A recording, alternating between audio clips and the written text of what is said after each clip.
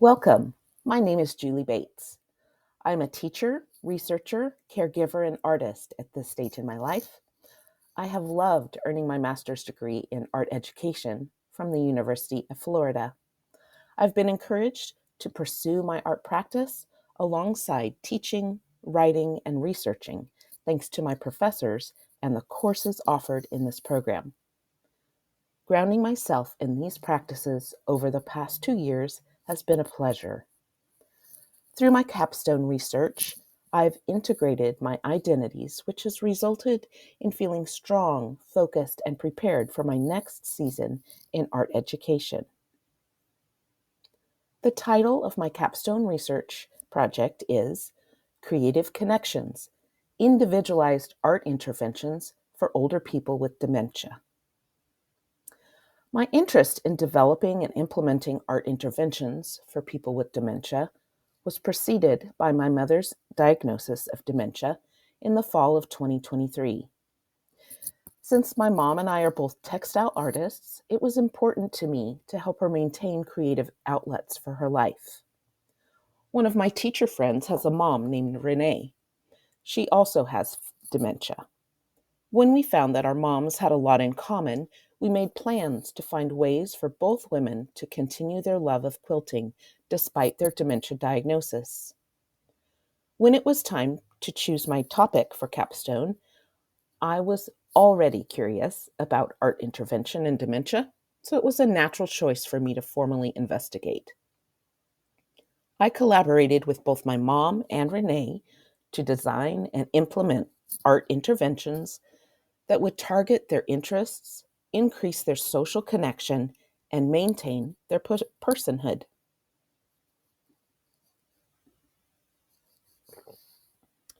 In the fall of 2023, I was reading the book Your Brain on Art by Susan Magsamen and Ivy Ross. It was around the same time that my mom was diagnosed with dementia.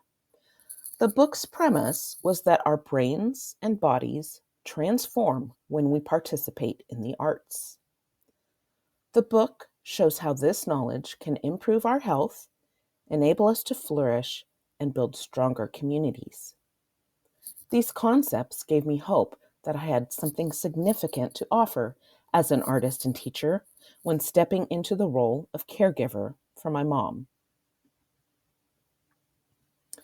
To give you some context, I was an art teacher for elementary and middle school students for 13 years.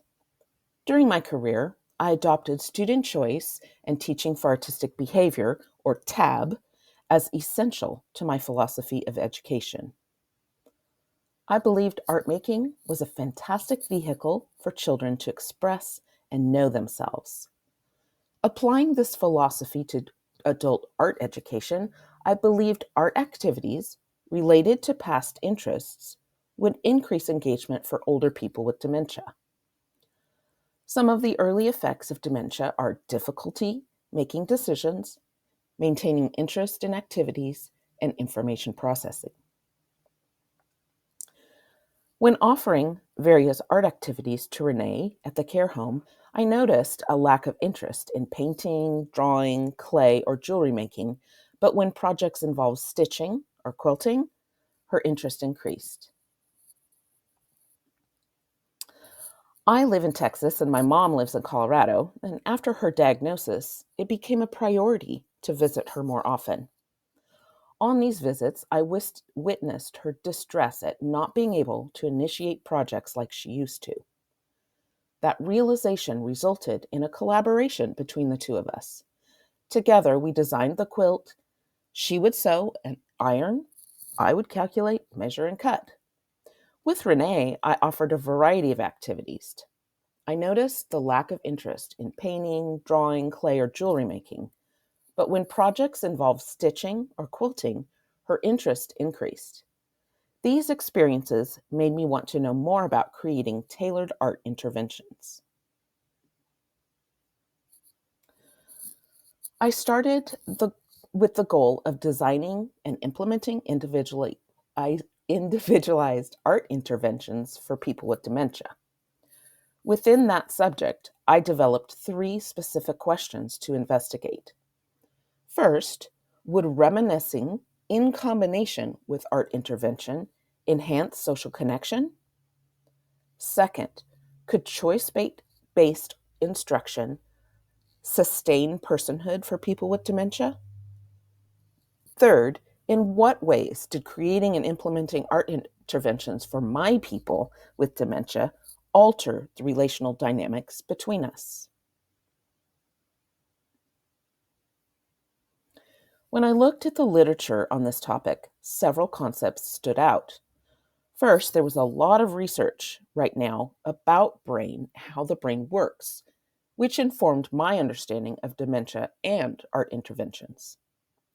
Current research provides ample evidence of the benefits of making and viewing art.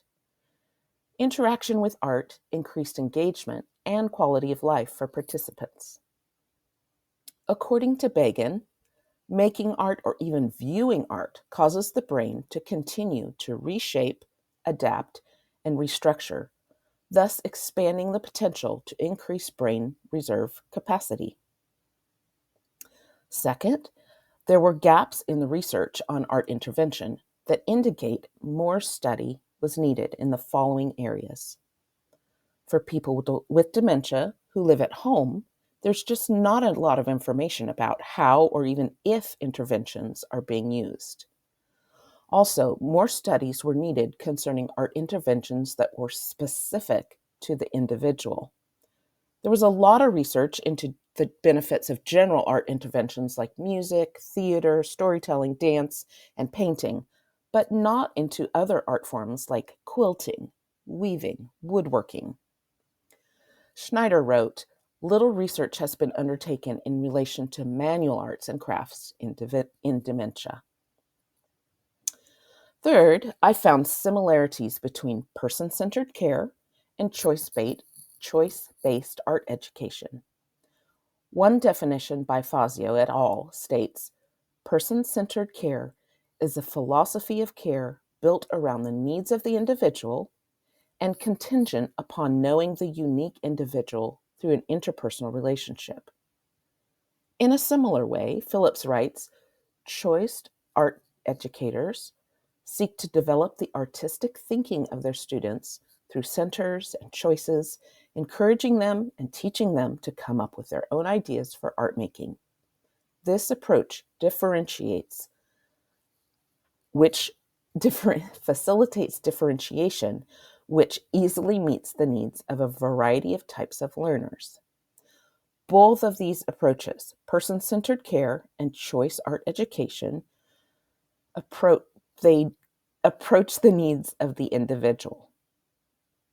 One of the tragedies of dementia is that it slowly erodes a person's sense of self. Targeted art intervention can bring back a sense of personhood, which is a gift to that person and their community. I used mixed methods of research, combining self-study and arts-based research.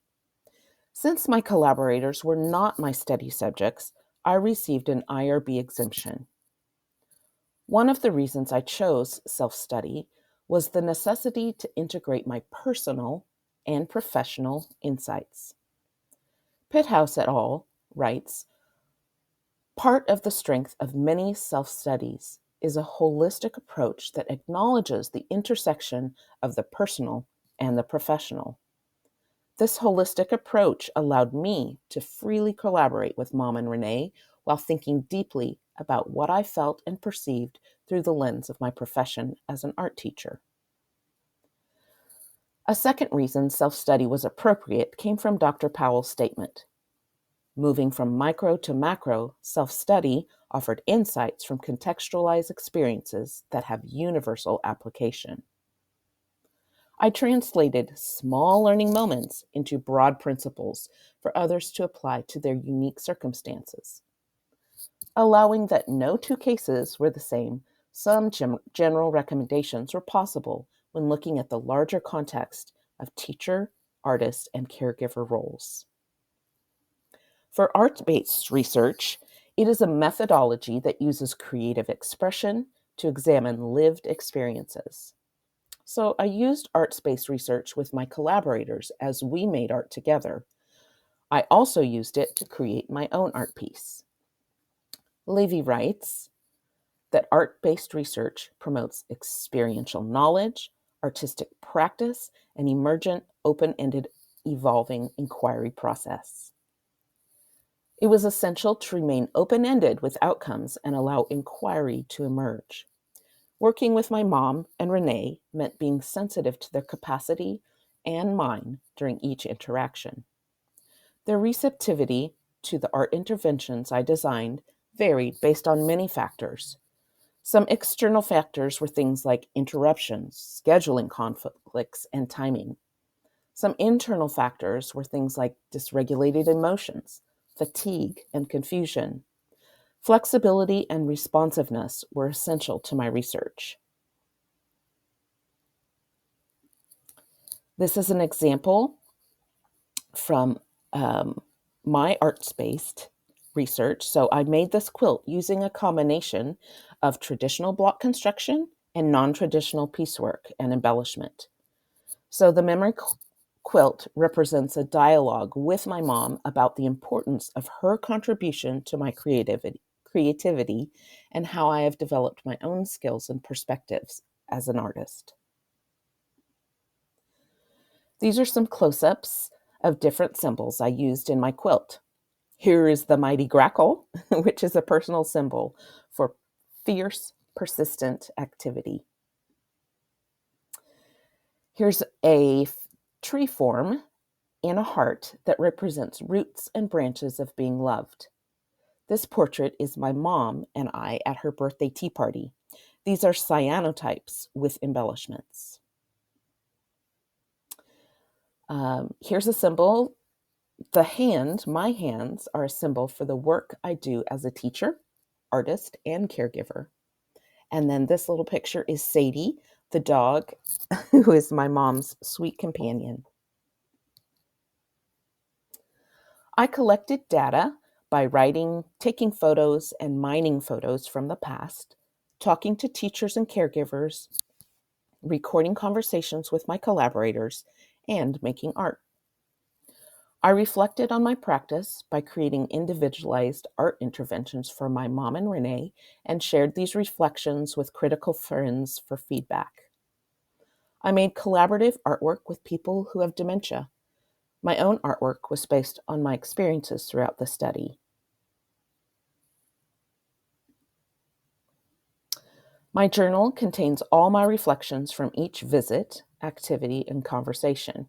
Here's an example of my logbook, which records the date, time, and activity. I made 8 visits between January and October 2024 to spend time with Renee. Renee lives in a small care home with 6 to 8 other residents. Sometimes other residents would join our activities, and sometimes it was just the 2 of us.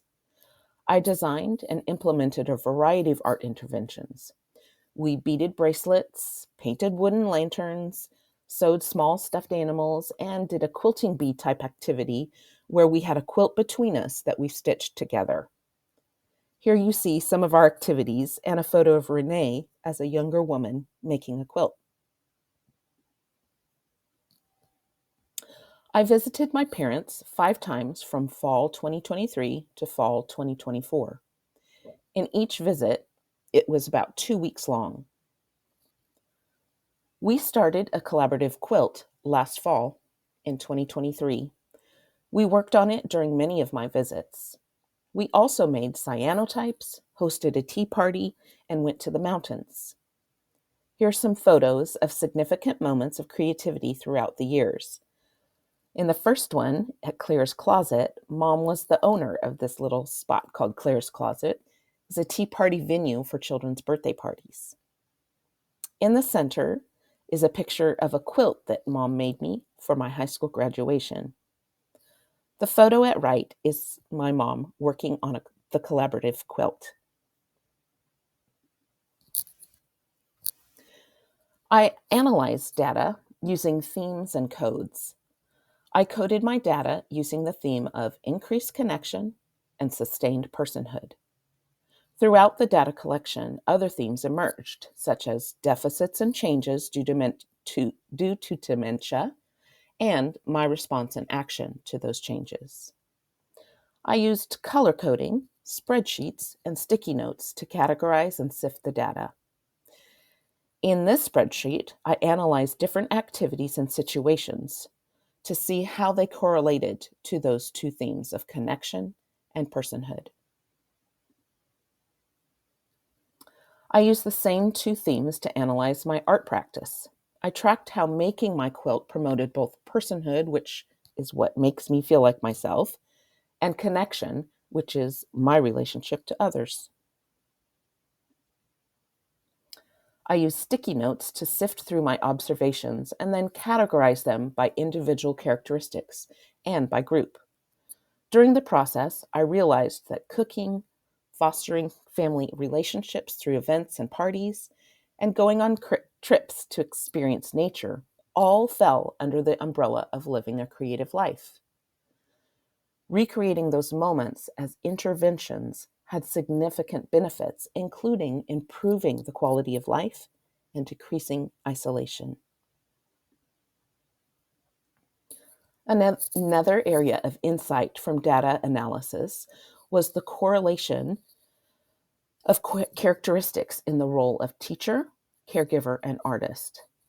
It was emotionally challenging to take on the caregiver role with my mom, but the skill set was already in place from years as a teacher and as an artist. Initially, I thought that caregiving was directly related to just helping my mom in that relationship. However, during my research, I expanded my definition of caregiver to include mother, wife, sister, and friend, because many of the same characteristics apply in these roles. Things like stamina, flexibility, good organizational skills, being present in the situation, etc. I believe being a practicing artist and teacher and the other roles I mentioned made it easier to navigate the role of caregiving with my mom. As I concluded the analysis portion of my research, several findings emerged. First, memories matter. I found that individualized art interventions improved connection and personhood. Participating in a favorite activity stirred up memories of good times and practices, which became a vehicle for joy. Their memories made them feel like themselves, so reminiscing had tangible benefits. I learned that the term art intervention belonged under a much wider umbrella of creativity. I added nuance and further understanding to the definitions given in literature. Art interventions could encompass all the senses and a variety of experiences. The most successful interactions came from creating opportunities for Mom and Renee to experience their favorite things. I named this process facilitating memory touchstones. For example, when I brought out the quilt with Renee, her memories of learning to quilt with her grandmother were stimulated by handling the thimble, touching the quilt, or readjusting the hoop. Even when she was not making stitches on the quilt, her engagement with it stimulated fond memories that benefited her connection and personhood. With my mom, the list of touchstone experiences included going to the mountains to hike, camp, or drive, picking flowers, birthday celebrations, going to church, having a tea party, and praying together. I intentionally created those experiences, which resulted in joy from increased connection and feeling like herself.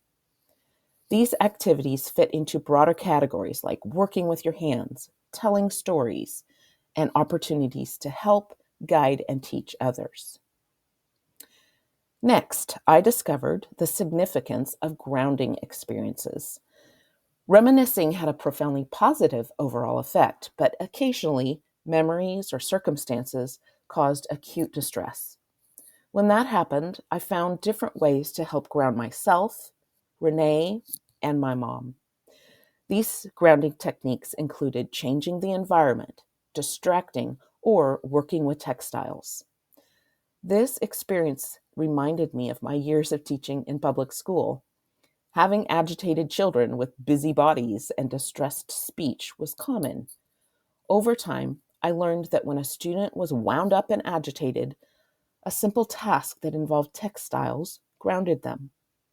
When working with textiles, something about the focus, repetitive motion, and tactile quality was really soothing.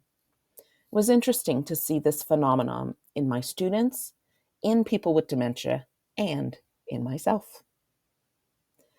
Second, I compared the value of relationship versus production. Honoring the individual through relationship superseded the importance of giving choices. As I wrestled with ways to offer choices through my art interventions, I realized that there were practical tips for doing that. For example, if I made choices low stakes or narrow, then my people could make decisions easy. Still, the most crucial factor for students and people with dementia was consideration for their personhood. Developing a relationship that honored their individuality was foundation to their engagement with art.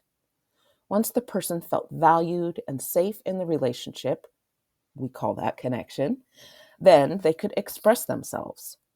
This we call personhood. Within relationships, I saw the evidence of Maslow's hierarchy of needs in action. When people's physiological needs and safety needs are met, then they can have their needs for connection and personhood adequately addressed. Art interventions are beneficial if basic needs are met first. Finally, my third finding was about my memory quilt. Integrating my experiences with quilting and art making resulted in a deeper appreciation and connection with my own self and my collaborators. I acknowledged the skills that were passed down from women like Renee and my mom, who used their creativity to nurture and uplift people in their care. With my memory quilt, I forged new pathways of investigation that have enriched my own art making. These findings were richly satisfying.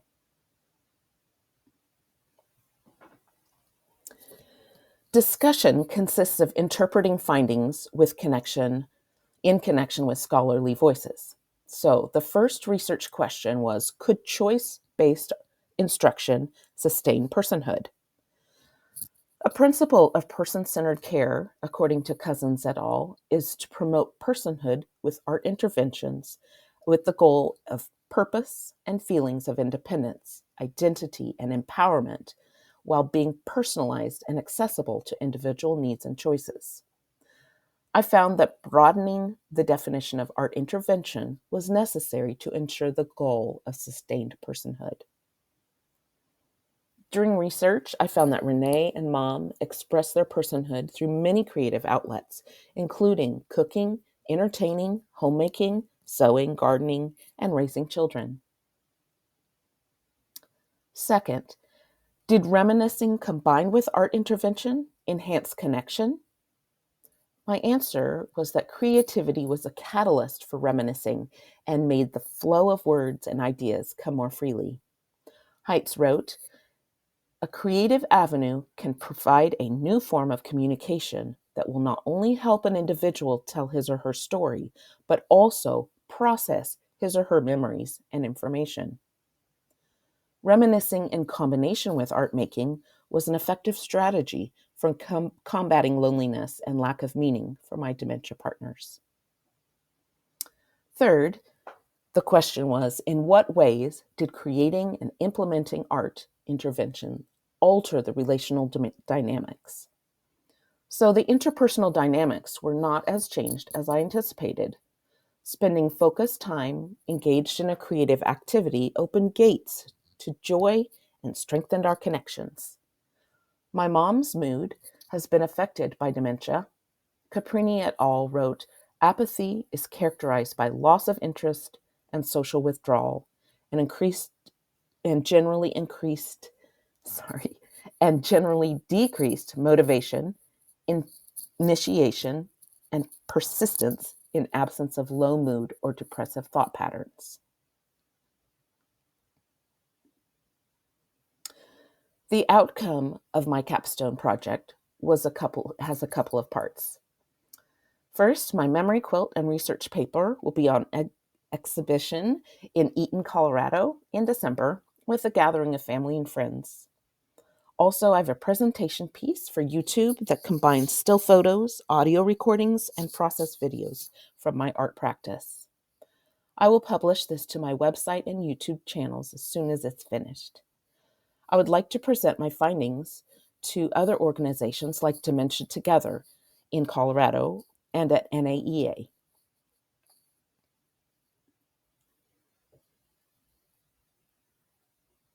Here is the information about the exhibition for my project outcome and the link to the YouTube presentation. I still have questions that are beyond the scope of this investigation. I would like to research ways for people with dementia who live at home to have affordable, accessible art interventions. I would like to work with community groups or through grants to make that happen in the area where I live. As I look forward to my career as an art education professor, I think intergenerational connections are essential to facilitate. I want to orchestrate opportunities for students to learn and to teach with older people. I know this has value for both facilitators and participants. Thank you so much for watching this presentation. It's been a really life-changing thing to be part of this research, and I look forward to further moments.